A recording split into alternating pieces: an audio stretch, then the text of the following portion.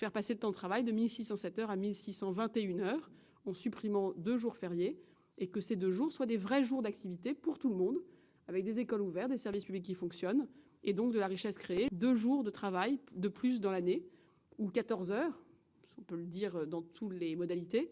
C'est par ce biais-là aussi que nous pouvons associer les Français, associer les entreprises, partager avec eux la richesse. Je vais faire un petit calcul avec vous de coin de table. 2 jours sur 365, ça fait 1 sur 180, ça fait 0,5 sur 90. Donc on est proche de 0,5% de richesse en plus. 0,5% de richesse en plus quand on a une croissance, ça c'est le calcul de coin de table, mais dans une croissance qui est à 0,6, 0,7, ça veut dire que c'est un effet significatif. Si on a un effet significatif, on peut significativement contribuer aux recettes publiques quand on a une entreprise, parce qu'on crée la richesse, mais on peut aussi significativement, par les mécanismes de partage de la valeur qui existent dans notre pays, intéressement, participation, prime Macron, salaire, répartir cette richesse. Et je dois dire que le calibrage de ces 4,2 milliards que nous avons fait ne capte pas 100% de la richesse créée, précisément pour qu'il puisse avoir un partage de la richesse. Aujourd'hui, Astrid Panossion-Bouvet et Catherine Vautrin initient des consultations avec les partenaires sociaux, patronaux et syndicats pour que nous définissions la bonne manière de répartir cette nouvelle richesse créée.